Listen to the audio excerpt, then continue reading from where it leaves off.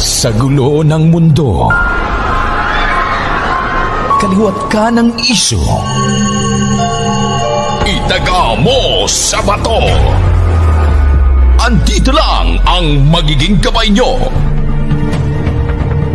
Kasama ang iba't ibang kilalang abogado. Tuwing 1:00 hanggang 3:00 ng hapon. Araw ng Sabado. Itaga mo sa batas! Itaga mo sa batas! One DJ Chini. DJ Chini. Know your rights, know your defenses, and fight what is right. Walang maaargabyado sa taong may alam sa karapatan nito. Itaga mo sa batas! Itaga mo sa batas! Dito lamang sa 107.1 Max News FM, Surgeon. Itaga mo sa batas with DJ Chini.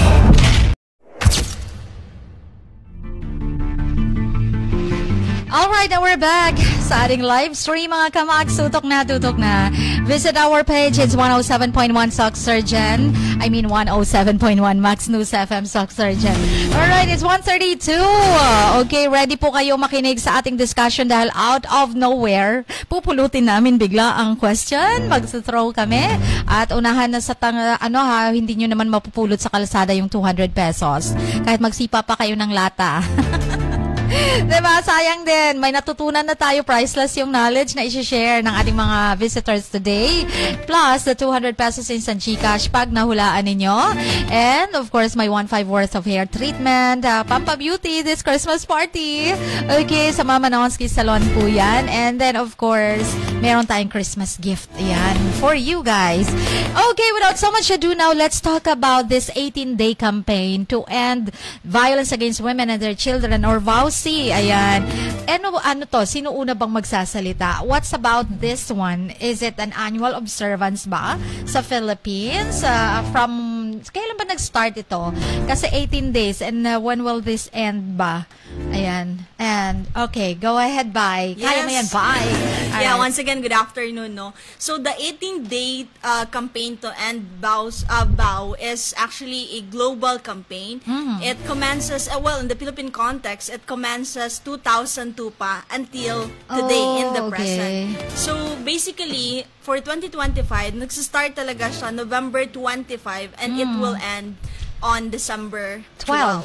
Okay, yeah, the December main 12. objective generally of this campaign is to raise awareness, not just to to the general public, and of course at the end of the day to end really the violence against women. I think my mga kasama ko dito mas may Yeah.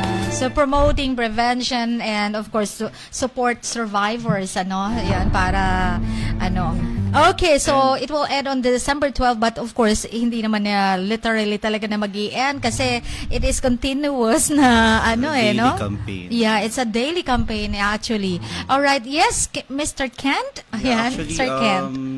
Aside from yung mga objectives po, some of the major laws na we were able to pass because of the same campaign is first yung Persons Act, which was passed in 2003, and also one in 2004 was the Anti-BAUC Act.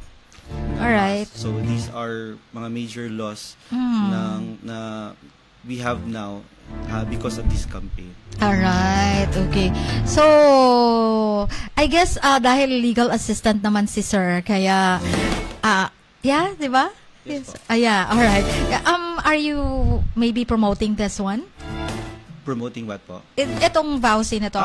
Sa lahat ng mga government offices we are promoting po. That's why we have our own campaigns po sa offices, not just yung nagsusuot ng yung t-shirt na anti-VAUC, but I think all of the government agencies, even private agencies, they have their separate na talagang isang araw na program to do this. So sa amin din sa DAR, we conduct the same campaign.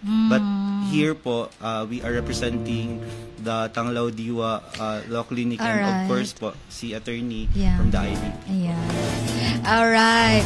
Okay. And si Shan, what about Shan? In addition lang sa, idagdag lang sa nasabi ni Sir Kent, here in General Santos City, in support of this 18-day campaign, we actually have passed a resolution to that effect. Sa office ni Councilor Bagonac, we have passed last 2 sessions ago, enjoining all the barangay, even institutions from within General Santos to support and join us Alright. with this cause and campaign. And just a precedent lang siguro about this, how important it is to be part of this 18-day campaign.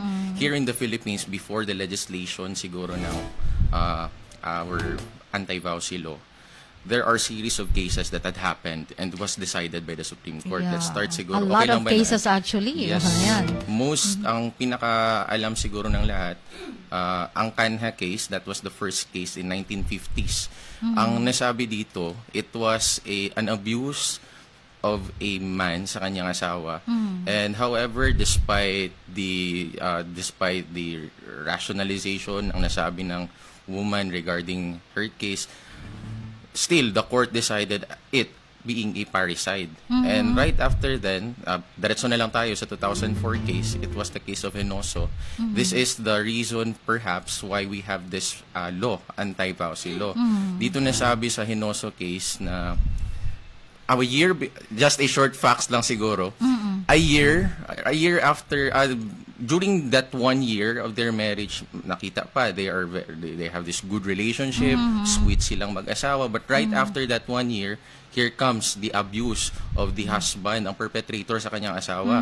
And because of that, masyado nang marami, there is this one incident na naabuso siya ng kanyang husband, and then natulog ang kanyang husband, siya sa kabilang room siya, and then pumunta siya sa room ng husband niya, SPJ lang, so doon nangyari na may ginawa siya sa husband niya na ikinamatay ng husband niya. And this was... Yan ba yung pinutol? Hindi rin. Pinutol yung kanyang ano? No, Ay, hindi rin. I I think don't. ano po. Okay. That's a different case siguro. Different jurisprudence yata yung atin nabasa ko. Kasi meron yung case, di ba? Okay, so this time, may ginawa siya na ikinamatay ng asawa niya. Alright. This is before the promulgation po ng ating anti-vowsy law. So this is where it reached the Supreme Court actually. And then dito po nasabi na dito nung case na to, mitigating factor lang ang reason behind why the wife killed her husband because of that reason. At dito rin nasabi dito na mention later on siguro we will be discussing the battered woman syndrome. Pwede nating isingit yun doon. But that is kung nakita ninyo ang precedent natin for this law, it is really important that we give importance dito kasi maraming nangyari, and those women hindi madali ang pinagdaanan nila. Correct. Those women were actually the reasons behind we have this law.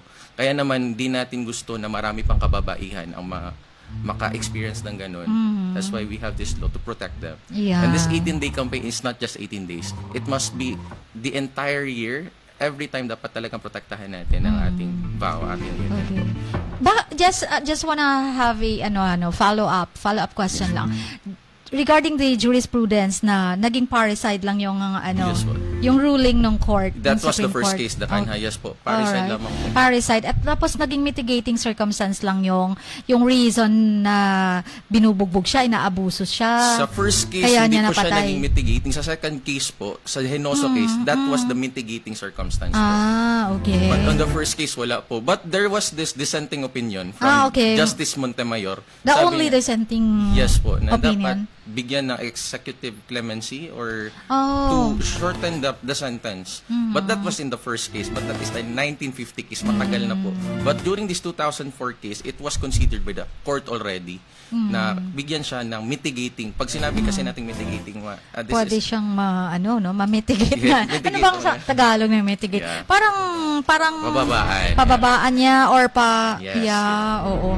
Kasi dapat nga ma-exonerate na lang yung babae, no? Kasi parang nag-push sa kanya na kung bakit niya halos mapatay or mapatay niya yung asawa niya. Just like with the 'di ba? Pag nahuli naman ng lalaki yung babae, nagtaksil, actual, Justified. 'di ba? Ma-exonerate din naman siya, ma-justify yung kanyang action, bakit niya mapatay yung kalaguyo nung babae. Just like, sa bagay, korte na yan, wala. Okay, parang ano tayo, no? Ang dami nating gustong sabihin, ano? Kasi hindi rin natin kasi alam kung gaano kahirap na ng pinagdaanan ng babae to the extent na papatayin niya na yung husband niya. We were not justifying the action, pero we were not there eh. Kasi, no, 'di ba? Kung in the circumstance kung bakit nila ginawa. Oo. That's why landmark legislation po talaga ang ating anti-vow law. Yeah. So, hindi lang to para sa mga kababaihan na we must be aware of our rights, but of course, dapat talaga alam din ng mga lalaki para ano sila, no, mag-hold back sila to abuse their wives, their girlfriends, 'di ba? Kasi pwede silang ma-file talaga ng vowsy. If I may share, may isang sikat na beauty queen na sabi niya, it's not up to the victims to be better. Kasi di ba, we always do it, but it's up to the perpetrators to be better, to do something about this. So, I think, yes po, tama na hindi lang dapat yung mga babae lang aware. Dapat talaga sa mga lalaki yan. The whole family and the community. Yes. Okay. Kasi ang victim, andyan lang naman eh. Ang perpetrator talaga, dapat siya aware siya sa mga karapatan ng babae nang sa gayon hindi niya maabuso, ano? At hindi niya, ano. Yes, attorney. We are, of course, we long to hear your voice. So, Go ahead. Since we are talking about the purpose why this act was initiated by the Congress to become a law, of course, there were incidents already pending before the courts. But to formally look back, what really was the motivating factor why VAUSI law was enacted, not only in the Philippines, although other countries have this similar law, but it's not called VAUSI, but it's the same for the same purpose. So this law is actually linked to international conventions where which Philippines is a signatory, or Philippines adopted it. So ano kasi ngayon parang dapat mas maintindihan ng tao yung connection ng mga international agreements, yung mga treaties, declaration, principles, para malaman nila na kahit yung laws natin, connected din doon. As early as 1979, yung Universal Declaration or United Nations General Assembly, nag-create na sila ng CEDAW. I know the law students are familiar of CEDAW. It's a convention on elimination of all forms of discrimination. Although, hindi naman na-specify doon yung women, but there was this committee of CEDAW na sinabi niya na dapat yung mga member states natin, they should impose a law, they should create a law that protects women. Bakit naman natin sinasabi na discriminated yung women? This is linked, of course, to a broader systemic gender-based discrimination of women, wherein parang pag maisip natin, makompare natin yung lalaki at saka babae, maisip natin na subordinate din talaga yung babae sa lalaki. We are seen as weak. We are seen as the submissive one. Yeah, that is why.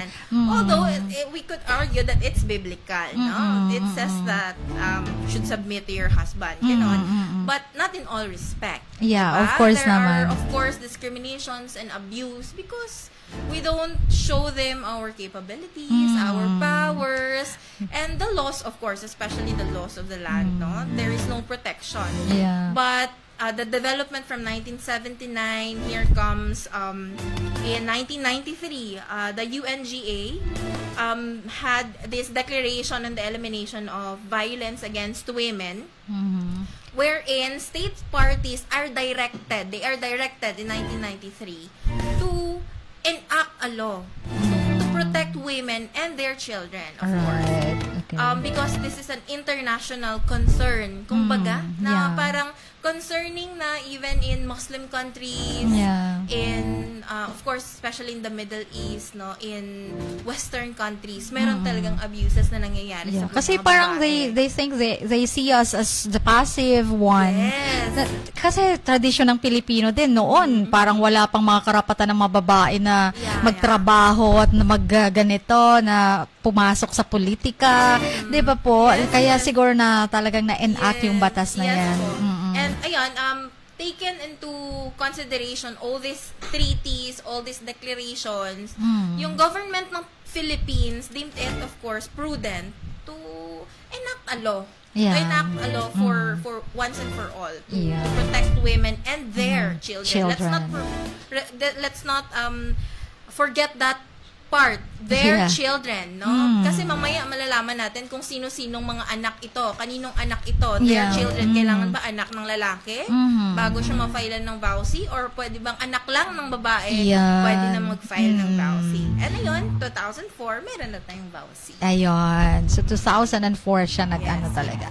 Alright, anyway, so background lang po 'yun ha mga kamags, para mas maintindihan po natin kung bakit tayo may ganito, may ganyan. Huwag na kayong magtaasan ng kilay mga lalaki, bakit kung may vowsy, bakit wala mga protection?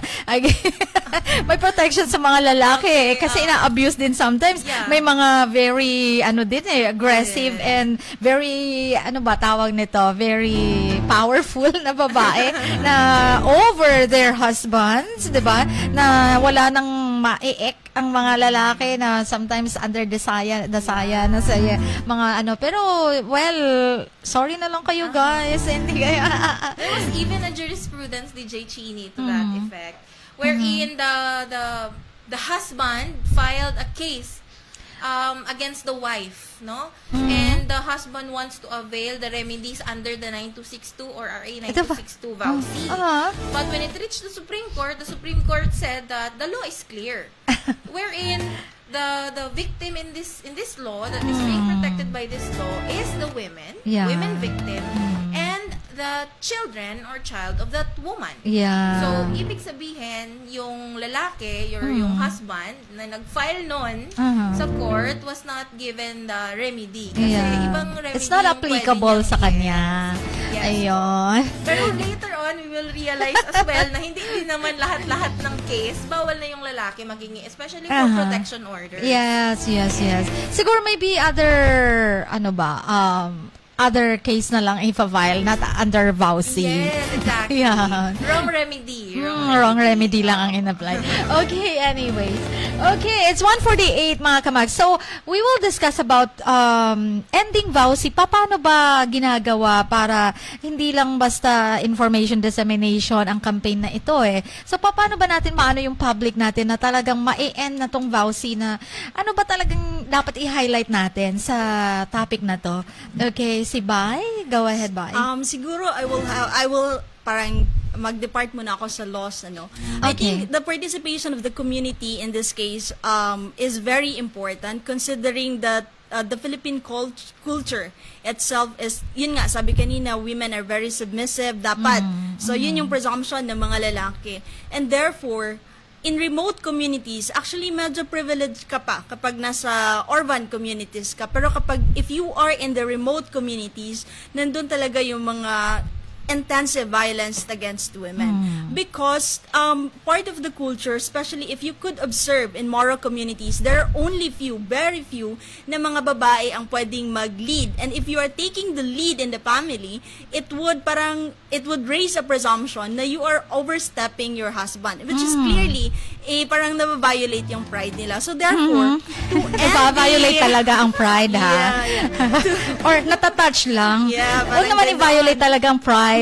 Is there something like So, I think the remedy here is really to engage the community, which is good when the RA 9262 was established, because ngayon it's a public crime na. So therefore, even yung mga ibang tao, not necessarily those members of the family, can also file a complaint in the barangay or in the court. So this is a stepping stone actually to end violence against women and children. And in a digital world, I think we need to take advantage of the computers. I mean, of the social media, and really to push through with this, not just engaging actually government institutions, but also it is important to engage as well those organizations which are established in the community. Kasi kung merong magsasabi sa mga, especially those conventional men, it's not really the government institution na mayroong authority. It's really the community, the local elders, kasi dun sila nakikinig.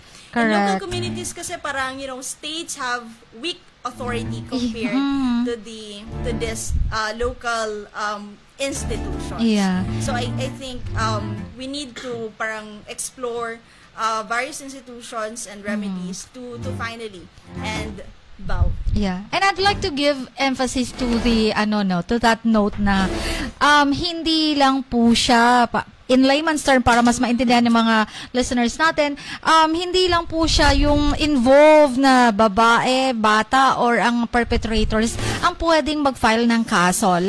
Kaso ng under the VAUSI, take note po ha, kahit kapitbahay ka pa, tapos nakita mo, inaabuso lagi, binubugbog, or kahit na ba anak ng girlfriend ba niya, pwede po kayong mag-file. Hindi, kasi it's a public crime, sabi nga natin, no? So, hindi pwedeng, wag tayo makialam dyan. Ano yan sa kanila na lang yan. Problema na nila, problema ng pamilya, problema ng relasyon nila yan. Huwag tayo makialam at hindi tayo pwede.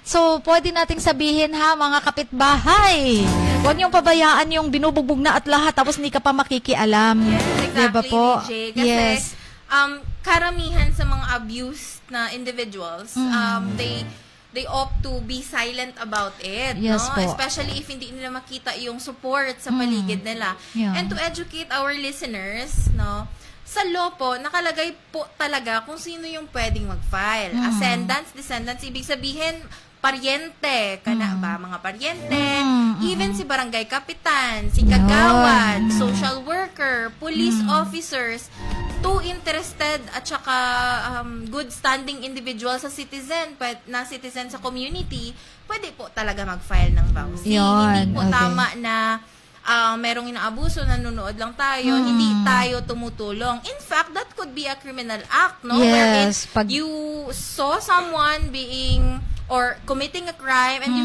stay silent about it. No? It could also be an omission. Yes. Kasi when we define, diba, crime, it is an act or an omission. No? Yeah. The duty of the state and the citizen to protect. No? So, if you are afraid to make sumbong-sumbong at makialam, mag-interfere doon sa family, sa mga pwede namang lumapit sila kay barangay captain, kay kapitan, or mga persons of authority. Yun, pwede silang magsumbong doon at si ganito, binugbog po, at si ganito, mukhang inaraw-araw na yata inaabuso ito, pati anak, dinrag na into some crimes and whatsoever, So, pwede ha, wag po tayong kasi di ba noon makikita natin na kahit sa public, tapos inaano niya yung hinihila ng babae at binubugbog na ba, tapos pag may parang sasaway ba, sasabihin, wag kayong makialam, asawa ko to. Wag kayong makialam, girlfriend ko to. So parang, okay.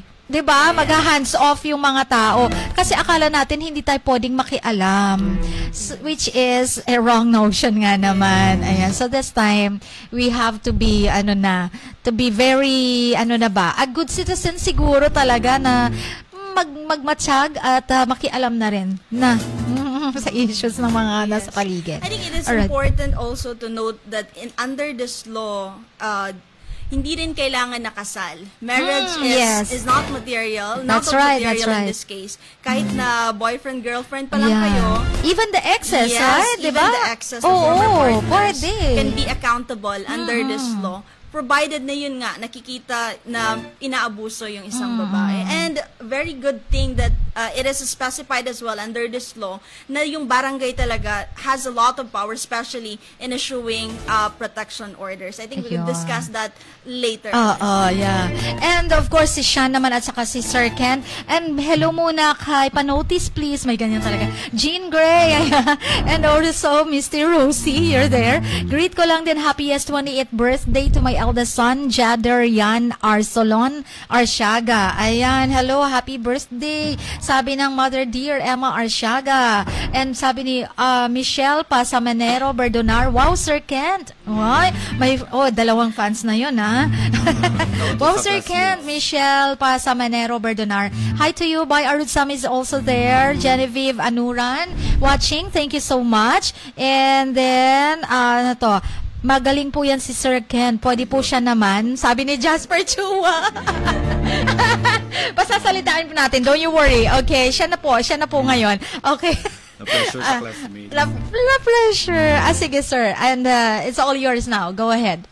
Yeah, pero as mentioned by Mambay po, para siguro maging confident lang din yung mga kakilala, kapitbahay, kaibigan po, that the law itself, identifying talaga that this crime is a public crime. So, lahat ng citizen po, any citizen, yes, pwede tayong magsumbong. I don't know if we'll be given enough time later kung saan pwede magsumbong. Pwede natin. Later, maybe. One is, yun sa barangay, but there are other na mga institutions, may mga forum, all other offices na pwedeng pumunta ang victim or anyone who has a personal knowledge of the crime para to help the victim and their children. Kasi sometimes nagtatanong, what's the first step? Ano bang una kong gagawin? Saan ba ako lalapit una? Kasi eto, aware nga ako, may biktima dito, may ganito, ganyan, may naabuso or whatsoever. But where should I go? Parang ganyan. So, alamin po natin ang lahat ng yan for the, after maybe this one. Yan, during the second hour. Pero may dugtong ka pa po, may dadagdag ka pa before that remedies and processes and how to, and where to, ganyan. At the second hour. Pero for now, sa VAUSI po, other scope and pwedeng itagal pa natin. Go ahead, Sir Kent. Siguro po, hindi lang nabanggit. Kanina tinanong if ang men ba pwedeng kasuhan to file a complaint against. Siyempre po hindi, RPC po, nasa RPC siya, but merong bagong jurisprudence, yung lesbian partner pwede pong makasuhan for VAUSI po. So I think that's yung pinaka-recent na case na decided by the Supreme Court. The perpetrator is a lesbian. And still na naman babae din naman ang victim. Okay, yeah. So that is why covered pa din. Hindi kasama husband, ex-husband, partner, dating, in a dating relationship or in a sexual relationship. Correct. That's considered po as a perpetrator for this kind of crime. And even the kids of the woman, kahit hindi pa anak ng boyfriend yan, di ba po, kapag ginabuso at ginalaw mo naman yan at etc. So, I think yun yung mas specific na campaign for us here sa Philippines because I don't know, based on my readings po, sa worldwide campaign, it's a violence against women, but here VAUSI po yung sa atin, so women violence against women and their children. So sa kanila vow lang, sa atin naman VAUSI. Pinotektahan talaga natin yung mga bata. And again, kasama sa mga babae at mga bata, laging they are seen weak and hopeless. Helpless. Okay, anyways. Okay. And Sean, do you have something to say? Go ahead. As in general na lang siguro, just to give an impression to the public that it is not impossible to give this kind of community that we ought to have, we wanted to have ba? Because if looking back in our history, prior the colonization of other nations, other countries, we already have empowered women. May mga babaylan tayo, meron tayo. There are a lot of things being offered, opportunities offered to women ba? So, I believe when we have this, when we inculcate in our community, we make this a norm, it is not impossible to reach that, one of the purposes of this campaign. So, it's just, it's just paalala lang, or this is just an encouragement to our society, to our community, that one person cannot make it alone.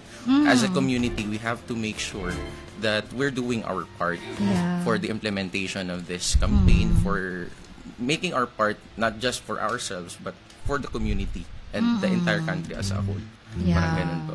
Getting ourselves involved talaga. Yes. Diba? Let's unite as one. Okay? Anyway, so in exactly 2 o'clock na po.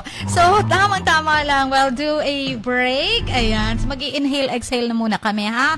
Mukhang mahaba-habang naging usapan natin. Now, you may now question. Give your questions sa ating comment section here. Alright? So, iisahin natin yung mga questions ninyo and our guest here will answer your questions hanggat kaya ng powers namin. Okay? So, sasagutin natin isa-isa yan and then mamaya po yan.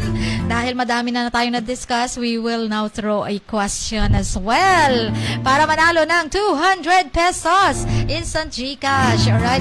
Ang gagaling nila. Oh, sabi ni Bay Arudsam, grabe na to. Gagaling ng mga bisita natin. Okay. And then also, wait lang, bago tayo magano. Dili lagi ni mo mabasa akong mga message. Ha? Cindy? Lagyan sandali. Sa cellphone siguro ni mo na, Dam, kailangan na i-update or pailis bago. Okay, nako, Cindy, bakit naman kasi no? Hindi ko nakikita yung mga messages mo. Ayan. Idol ko po yan si Sir Ken. Number 1 po sa recitation niya. Ala, sabi ni Jasper Chua. Ala, grabe na yan. Classmate ba to? Ay, hindi. Classmate? Si Sir Kent. Sir Kent, recitation tayo mamaya. Okay, best in recitation pala to si Sir Kent. So, we'll be right back mga kamags sa second hour po natin. Only right here sa 107.1 na Max News FM South Surgeon. Okay, now we're back. Welcome to the second hour ng ating programang Itaga Mo sa Batas every Saturday po yan. And of course, do you have questions? Go na! Eto, Cindy, kahit anong browse ko, refresh, hindi ko talaga nakikita message mo. I guess naka-customize? Or kasi makikita ko naman kahit naka-grade out siya, unhide ko lang. Pero sa'yo talaga, wala. Wala talaga. Bakit kaya? Okay, hindi rin. Wala. Hindi siya naka-grade out. Okay. Wow, top 1 sa class namin si Sir Kent. Ang dami talagang fans. Okay, dito si Michelle pa sa Manero Verdonar. Naku, mukhang humihingi ng merienda ito, Sir Kent. Oo, kaya siguro talagang binibida ka talaga, oh. Okay. Anyways, sige, question natin mamaya, ha? Sige, maya-maya. Dapat kayo, very quick kayo to get the question and answer the question as well para mapanalunan nyo ang 200 pesos. Okay, ready na ba ang lahat? Okay, pero bago yan, hi to Cereline Pernita Sales. Yan, mukhang may mga bagong salta tayo. Ayan. Okay lang po ba coffee, attorney? Okay. And we have Armalin Mondala Hobo. How are you related with Ma'am Armalin? Sister-in-law. Ayan. Hi, thank you for watching sa ating live stream po. Wow, grabe, ang supportive naman ng mga friends, family, office mates. Tatakbo na to bilang Hello, si Junebert Ventura as well. Nandyan pa rin. Si Rosales Aldi Maglasang. Also, Genevieve Anuran, si Shane, si Mark Lim. Thank you so much. We also have bagong visitor, Edwin Perez, sa ating live stream. Thank you. MR Siaga as well. Baya Rudsam and the rest. Ayan, laging regular na nating mga listeners. Okay, pero copy-paste mo na nga, Cindy, or ibigay mo, i-message mo kay Levi, tapos i-copy-paste ni Levi. Send mo dito nang mabasa ko yung question mo, ha? Ayan, sige. Kasi hindi ko talaga makita. Parang nung isang araw pa hindi makita-kita yung message mo na yan eh. Alright? And kailangan na sigurong palitan mo yung cellphone mo. Okay. Anyway, so without so much ado, on our second hour, meron na tayo. Ito na. Sige. Si attorney mamaya magbibigay ng question. Question para sagutin ng ating mga listeners and viewers at the same time. Okay, anyway, pero bago yan, sige po, okay, ano ang dapat natin pang i-discuss na, okay, si attorney, yeah. Okay, yes po. Hello again, DJ. So, we deem it proper na dapat malaman muna ng mga listeners natin kung ano yung mga acts punished by RA 9262. Alright. Ano ba yun? Ano ba? Sabi ng batas natin, meron tayong physical violence. Okay. By the word itself, alam naman natin, ito yung bodily or physical harm na ginagawa sa mga kababaihan at sa kanilang mga anak. Yeah, sinasampal, Yes. binubugbog, Yes. hinihila ang buhok. Yes. Lahat na. And then, meron din tayong sexual violence or Alright. ito yung mga sexual acts, no? Mm. Ito yung rape, sexual harassment, yung mga acts of lasciviousness ng mga lalaki or kahit hindi lalaki, basta against sa will or kagustuhan ng babae at saka ng anak niya. At saka meron din tayong psychological violence. Itong psychological violence, medyo maingay ito ngayon. Kasi, pwedeng maging means kasi, paraan yung psychological violence.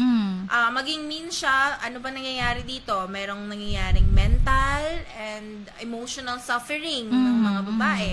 Especially sa mga manlolokong asawa, manlolokong partner, ganyan yung mga asawa nila nagkaanak sa iba. So, that is psychological violence pa rin. Yeah, Kung mag-file tayo ng case, gagamitin natin yung psychological violence as a means. Meron din tayong tinatawag na economic violence or economic abuse. Ito yung mga husband or mga partners na pinagbabawalan nila yung mga partners nila na magtrabaho to make them financially dependent sa kanila. Tsaka kung wala kang pera, wala ka talaga magagawa. Diba? Kasi parang pag-dependent yung babae, hindi ako iiwan nito. Yes, nasa yung halas, no? Oo, Nasa yung kasi walang purse. pera to Power of So, the purse. parang dinedeprive ka talaga na, even if you have your profession, tapos i-deprive ka just to make the partner. Pinagbabawalang Oo, may mag-earn. ganyan talaga na lalaki Oo. din. Oo. Gusto nila sila yung hawak ka sa leeg, ika nga, no? So, that Ayan. is economic abuse po, Yeah. DJ. Alright. Okay. baka So, merong there's gustong idagdag yung isisingit mga ko po kay attorney yung sa psychological violence Ah. kasi I remember this jurisprudence na naganap yung pambababae nung lalaki doon abroad. Pareho silang nurse abroad. And then, syempre, yung babae, nahuli niya yung kanyang husband na may ibang babae, tapos ganito, tapos pinagsasalitaan siya ng kung ano-ano. And then, parang tinatawag pa siyang, kasi para ka ng pig, para ka ng mga etc. ganyan. So, psychologically, andun pero nung umuwi yung babae, doon naganap sa abroad tapos umuwi ang babae sa Pilipinas, tapos nag-file siya against her husband, tapos sinabi ng husband naman ang parang counter niya na naganap ang pambababae niya, pambubugbog niya, yung mga psychological, calling her a pig, calling her an ugly woman, or something like that, diba po? So, psychological pa rin yun, diba? Tapos sinasabi na abroad naman yun, so parang walang jurisdiction ang Philippines daw. So, bakit ganon? Pero, ang ruling naman ng court, kasi it's a continuing psychological impact, ang crime niya po, doon hanggang pag-uwi ng babae, dala-dala pa rin naman niya psychologically yung effect Kahit ginawa niya doon abroad, pero ang effect, andito pa kahit sa Pilipinas, so applicable pa rin pala. So, hindi pwedeng sabihin ng lalaki na, ay sa naman, binugbog kita nung nasa Canada tayo.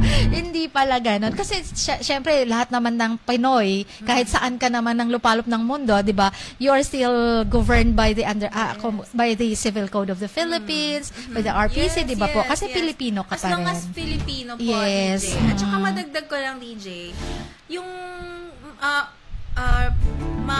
palaging concern ng mga clients, or especially yung mga babae, yung mga wife or girlfriend, mga fiancé, ganon, yung nangyayaring kabulastugan ng lalaki, ng babae, nakakabuntis ng iba, nangyayari sa ibang bansa, anong gagawin? And they feel really helpless, no? Yeah. Na anong gagawin nila kasi malayo man. And then parang natatakot pa sila mag-seek ng legal advice kasi sa isip nila walang magagawa. To make it clear, kahit po nasa malayo, nasa abroad, nasa barko, nasaan ba yung lupalop ng Pilipinas, yung perpetrator natin under RA 9262, pwede pa rin po tayong mag-file ng case sa kanila. No? Okay. Criminal case po yan. And meron po tayong mga imprisonment as penalty for that. At saka, hindi po ibig sabihin na nasa labas sila ng Pilipinas, hindi na sila aabutin ng batas ng Pilipinas. Yeah, right. Ayun. Klaro po yan ha, mga kamads. Okay, so maraming mga questions about that. And may mga nababasa din ako sa Dear Max FM ko na mga ganyang cases, dahil abroad parang, okay, ano bang laban ko, nasa malayo, so parang may mga tayo may mga extra service of summons. May mga ganyan pa tayo pag hindi natin ma-reach dito na. But anyway, mga service of summons na yan, i-separate ko na topic yan. Okay. Yes, sir. Few additional lang po sa sinabi ni Attorney Rain po. Yes, it can be committed po by a Filipino abroad, but also it can be the crime can be committed by either a Filipino citizen or a permanent citizen. So, meron siyang extraterritorial jurisdiction. Meaning po, kahit yung mga foreigners who sojourn in the Philippines, pwede po nating kasuhan din po. Ayan.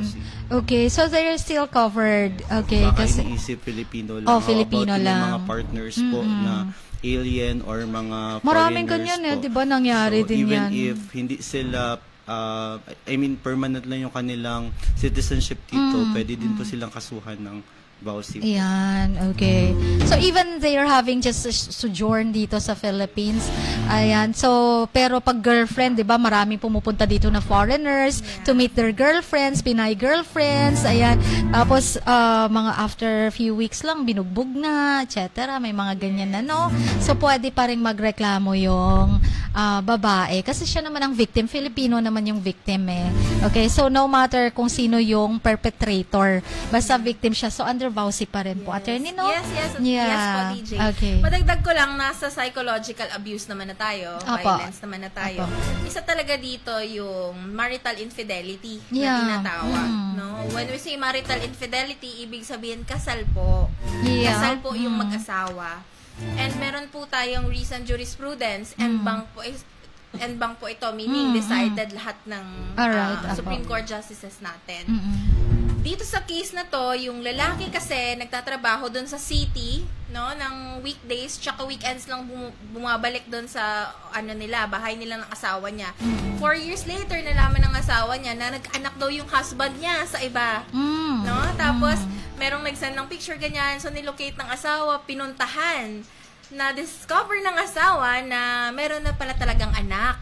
4 years old yung husband niya at saka meron ng kinakasamang iba. Doon sa city na yon. Okay. At saka, dumating sila sa Supreme Court, bago sila dumating sa Supreme Court, sabi ng lalaki, ang argument niya is, totoo naman na nagkaanak ako, pero one night stand lang kasi yon. Ganun daw po yung nangyari. At saka wala naman daw po siyang intensyon. Nabuo agad nung isang gabi. Siguro, ganun po talaga ganun ka timing yung nangyari. So sabi ng lalaki, there was no intention to cause mental anguish, emotional suffering sa asawa niya. Kasi nga, that's impossible. One night stand, no? Kasi tapos, nagkaanak lang talaga. Tsaka, hindi naman daw niya talaga kirida yung babae. One night stand nga lang. Siguro nalasing lang silang pareho or what? Nag-bar or what? Ganyan? Sabi ng Supreme Court, the Supreme Court and Bank voting 5 as dissenting, 10 as concurring doon sa decision. Okay. Sabi ng Supreme Court natin, ano po ba yung ini-expect ng mga nang bababae at saka mga unfaithful na husband na maramdaman ng mga asawa nila? 'Di ba? Nandun na talaga 'yun na natural na may emotional suffering, may mental anguish kasi mapapa-question ka kung ano bang kulang sa iyo, saan ka nagkamali, ganun. So, nakita din doon sa during trial, grabe yung breakdown ng babae kasi nga 4 years old na yung bata, meaning 4 years tinago sa kanya. Na tinago. Tapos continuous, meaning conscious yung panloloko.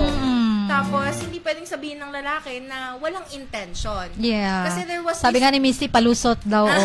Mga nag-gaslight daw na lalaki. Opinion din po, na sabi niya, dapat i-prove talaga na intention ng lalaki na mag-cause ng emotional suffering tsaka mental anguish doon sa asawa niya. Sabi ng 10 justices, pag ganun yung nangyari, marital infidelity, what will the adulterer expect na maramdaman ng asawa? Ganun talaga, parang logical talaga yung laws natin ba? Yeah. Na pag ikaw may asawa na, nangaliwa ka, nag-anak ka sa iba, ano sa tingin mo mararamdaman ng other spouse? Correct. Ayan. So, ayun po, nag-file po ng vowsy and then nag-found guilty talaga yung lalaki for psychological abuse. Yeah. Kahit sabihin niya, one night stand lang, hindi naman niya kirida yung babae. Regardless, di ba? Yes, Regardless, once yes. or twice mo lang ginawa yan, Once may or intention twice, or what, parehas pa rin yun, na, diba, DJ? kumama ka pa din. So, yun po. Yung, Ayun. ang takeaway lang dito na case na to is, walang intensyon na dapat i-prove. No? Yan. Once you did the deed, no, na ginawa mo na yung ganon, there is a presumption na meron talagang intention na i-cause mo yung emotional suffering ng asawa mo tsaka mental anguish ng Yeah, asawa. correct. Alright, there you go. Yan. Ano daw pinagkaiba ng infidelity sa vowsy at concubinage?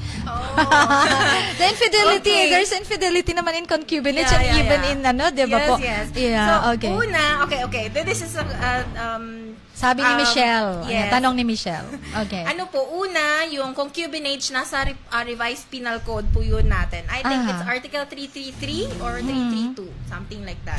So, concubinage yung sa RPC po natin.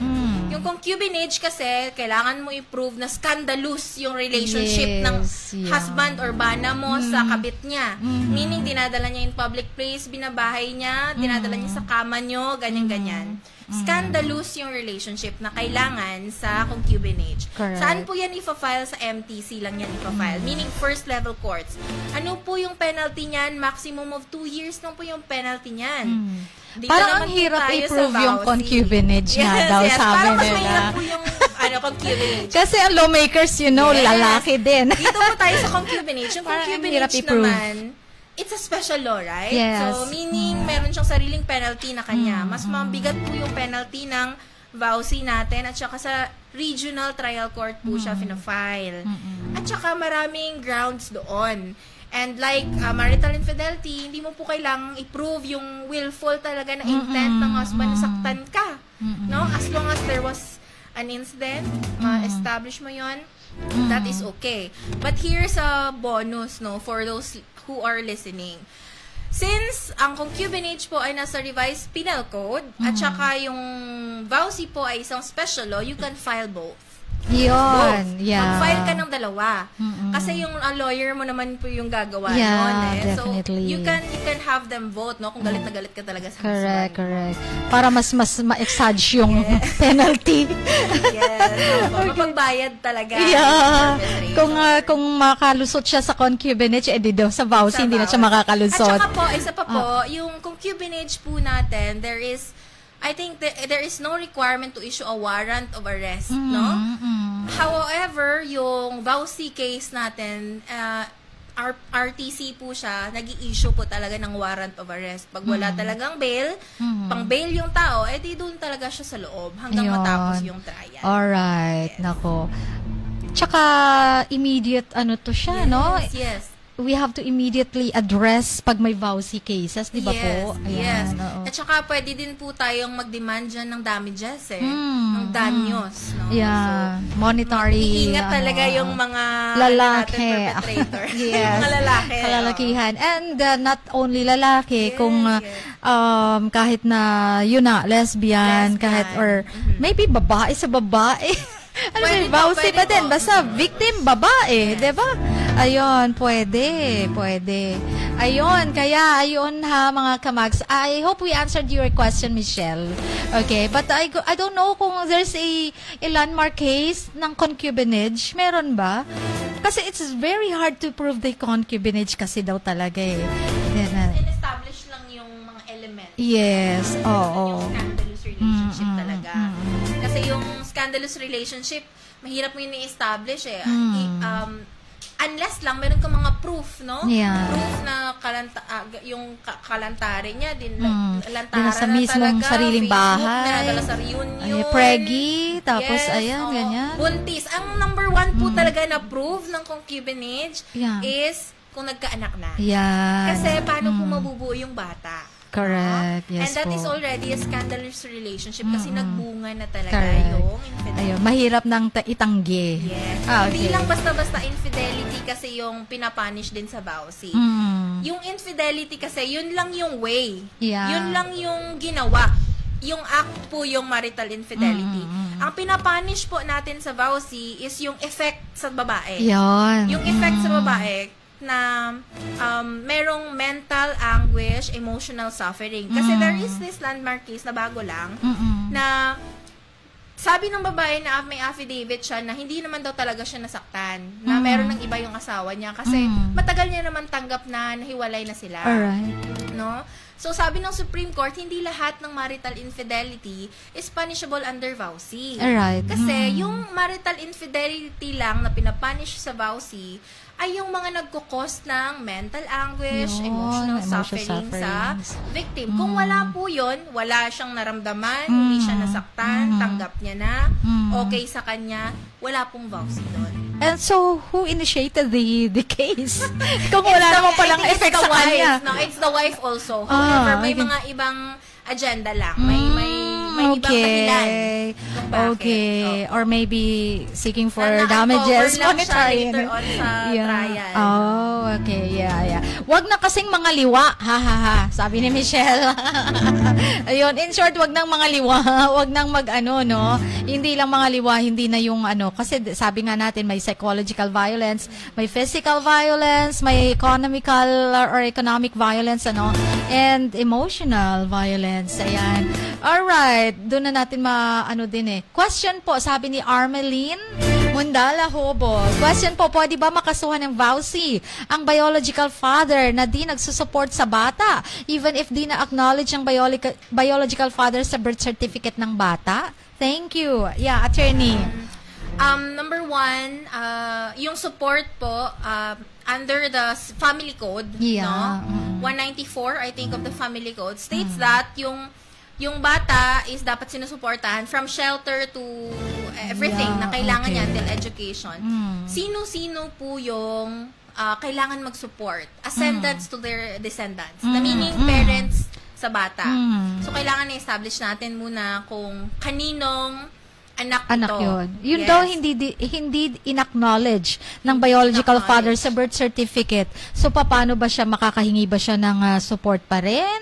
Kahit hindi siya acknowledge na anak naman Yeah, depende niya, kasi or yan, what? DJ Chini. Kung halimbawa, yung papa, although hindi siya nag-sign sa birth certificate, there was incident na previously nag-support na siya, in-acknowledge niya na, although not formally, sa birth certificate yung bata, edi implied na din yon na inaangkin niya na rin yung Even bata. the messages, no, sa messenger na, Yes, yes. humihingi yung babae, tapos wala pa akong pera, or Yes, kasi- parang implication na, ay, Yes. inaako niya kanya. Yes, kasi Right, merong ganyan. instances, DJ, na bakit hindi siya nakapirma? Baka wala siya nung nanganak, Yeah, diba? correct, Baka wala correct. siya nung nagparehistro, ganyan.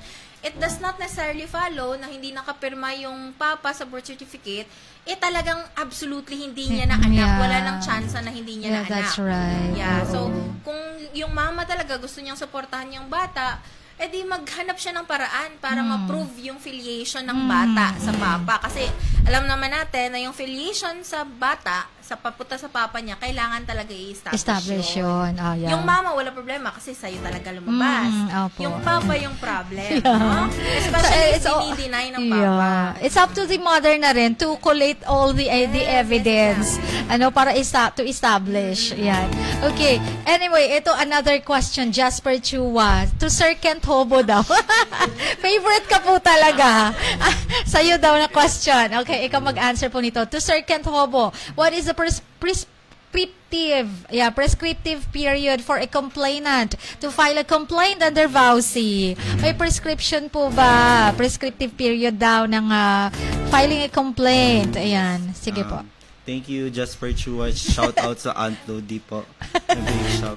But anyway, yes po, kailangan ma-file yung offense, yung crime po within 20 years 20 from years. the commission of the act. Yan. Alam nga naman, in 20 Exception lang years po. ka nagpaabuso, saka ka pa ba kikilos after 20 years, no? May isang exception lang po for the economic abuse. which may be continuous po. Pero wala Yes, 20 okay. Kasi nasabi niyo po kanina, dapat immediately ma-file ka agad ng kaso.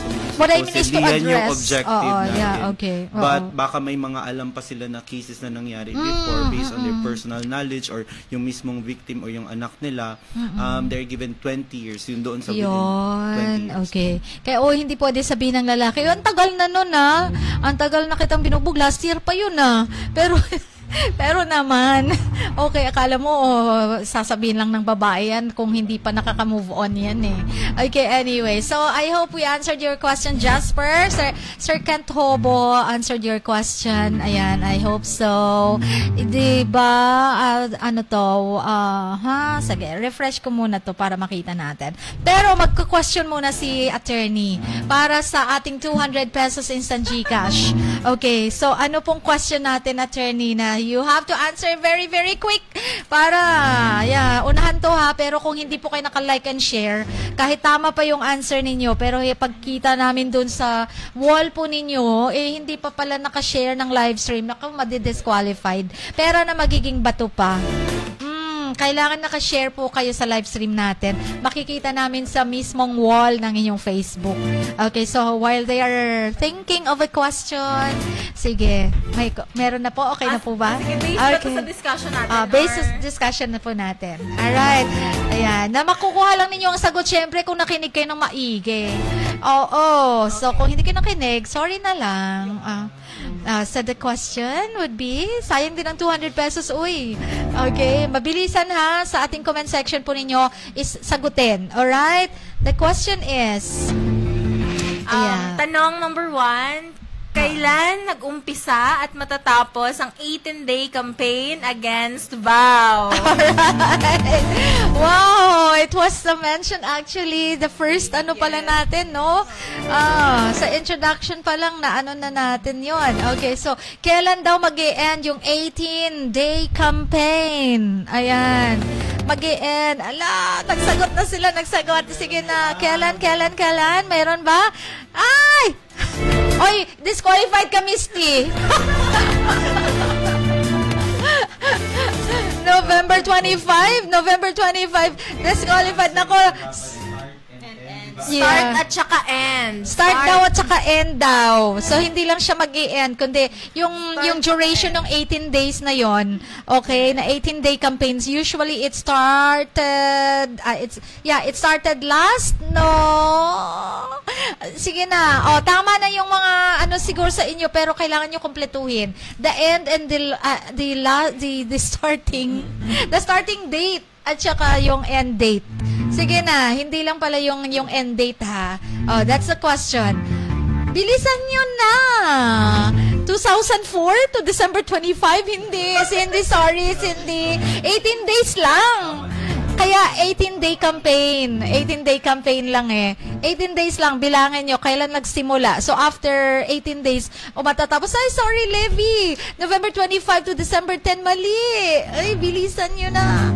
Ay, si Jean Grey, November 25 to December 12. Is that correct? Yes. Yeah, definitely. Si Michelle sumagot actually December 12 lang. So, wala yung pag-start. November 25, nag-start yung campaign. Tapos mag-e-end siya on December 12. So, may nanalo na. Si Jean Grey, congratulations. Panalo na sana si Misty. Nauna siya, pero December 12 lang yung kanya.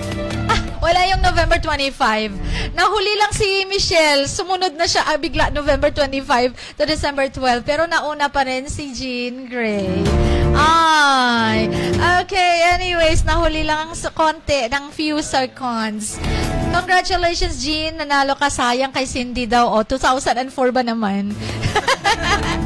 Kasi di ba may na-mention ka po na 2004. Ano ba yung na-mention about? Po yung Vauci. Yun, na-enact yun. Pero yung campaign kasi yung tinatanong natin. Oo, hindi na-enact 2004. Very good na sana kasi 2004, napakinggan niya talaga yun no? Okay. Kulbaan daw sila. Pero yan, diba, may natutunan na tayo, priceless na yon, may 200 pesos ka pa. Congratulations, Jean. At talaga naman, nagala ko lang andyan ka, naglalaba ka dyan Yung pala, nakikinig din ng discussion, ha? Okay. Anyways, 2:37 na po mga kamags. Meron pa tayong ihahabol before we wrap up the show. Ayan, yeah, bye. Go ahead, bye. Nananahimik ka dyan, bye. Siguro, at the end of the discussion na lang is how the victims could afford the protection provided by the law.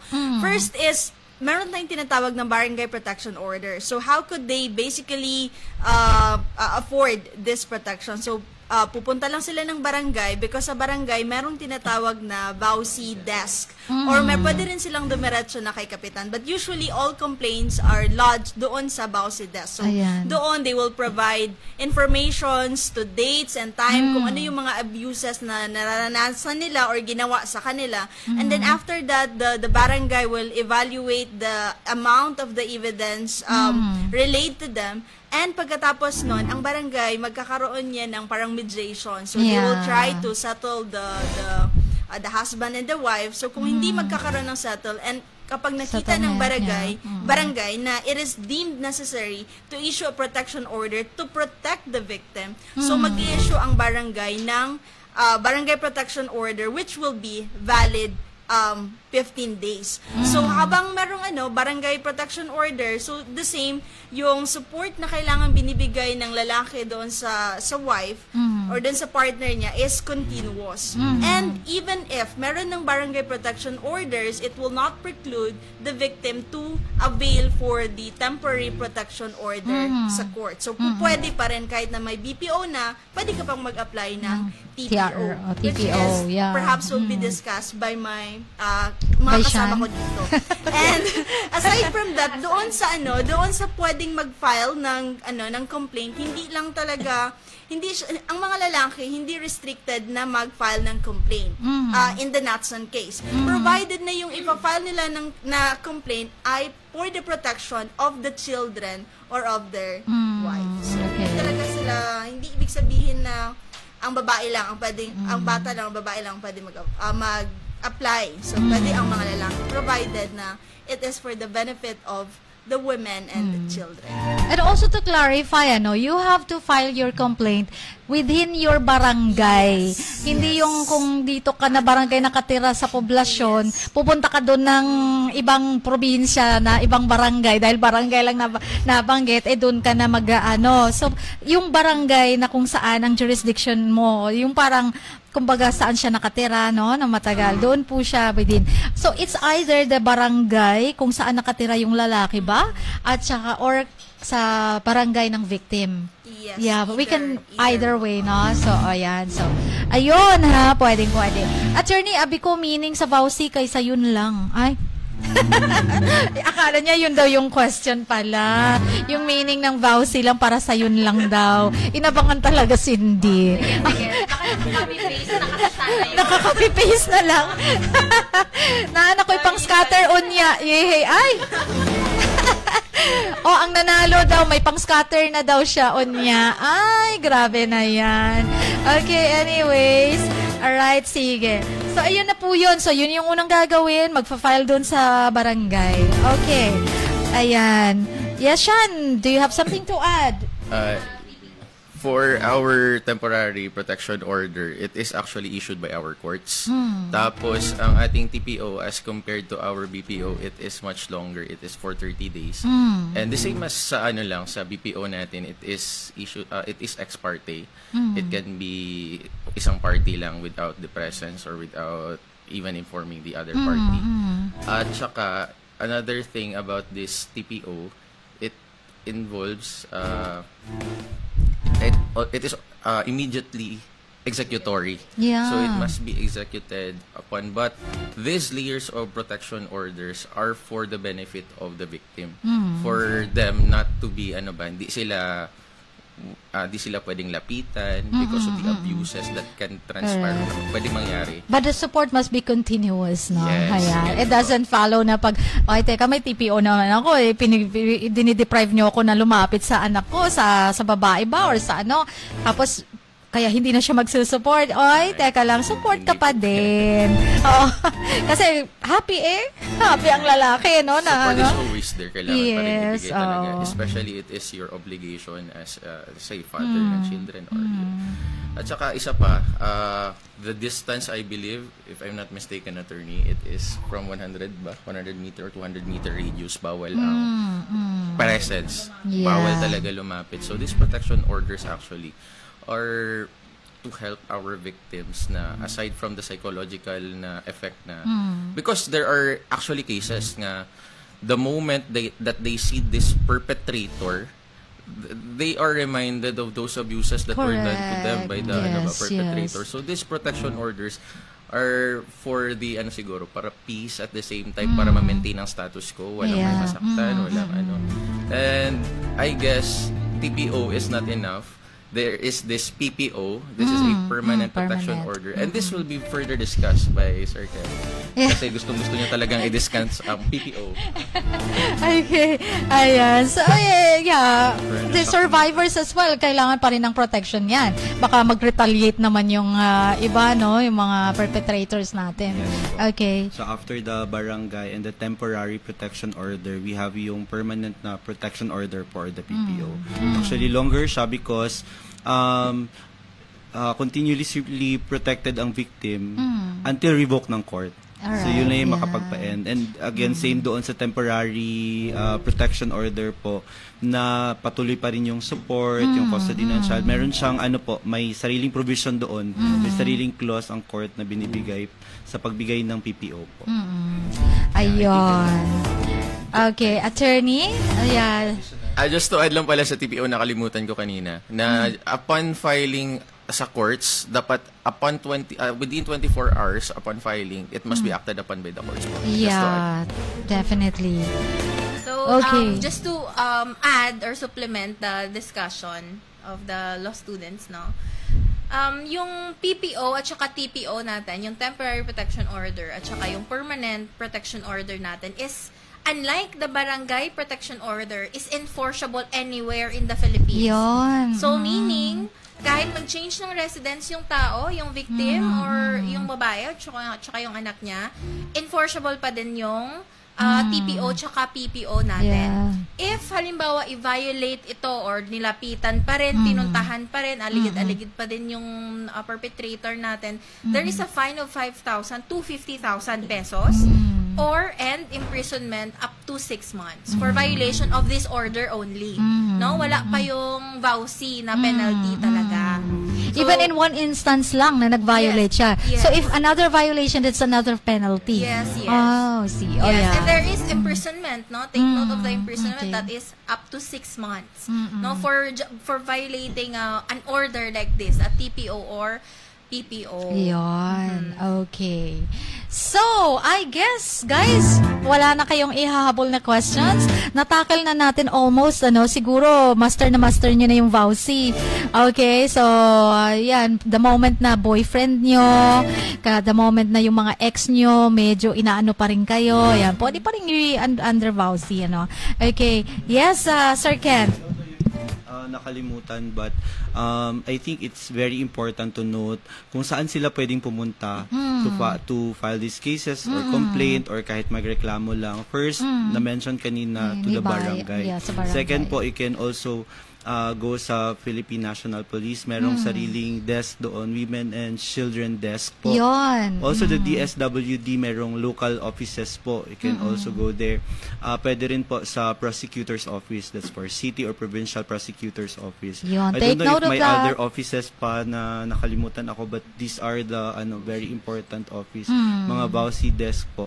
I think what's good now is very active also yung mga GAD po, yung gender and development. So even sa mga schools po natin, I know MSU merong GAD na offices. I am not really sure with other colleges or universities here or mga offices po. Pero sa Notre Dame Marbel, meron din po silang GAD. So NDDU meron din po. So almost all of, even sa mga schools, so even yung mga anak nila na nag-aaral po, they can also go to these offices and to file a complaint para sa mga perpetrators. Ayun. Alright. And so, it's 2:47 now. I guess that's just maybe timing lang.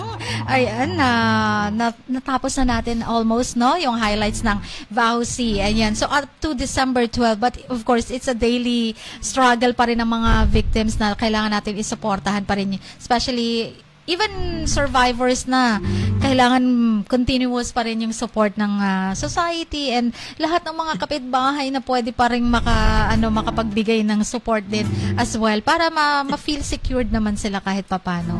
Yan. Kasi sometimes parang ang iba natatakot talaga no? Lalo na kung talagang ang lalaki napaka-influential.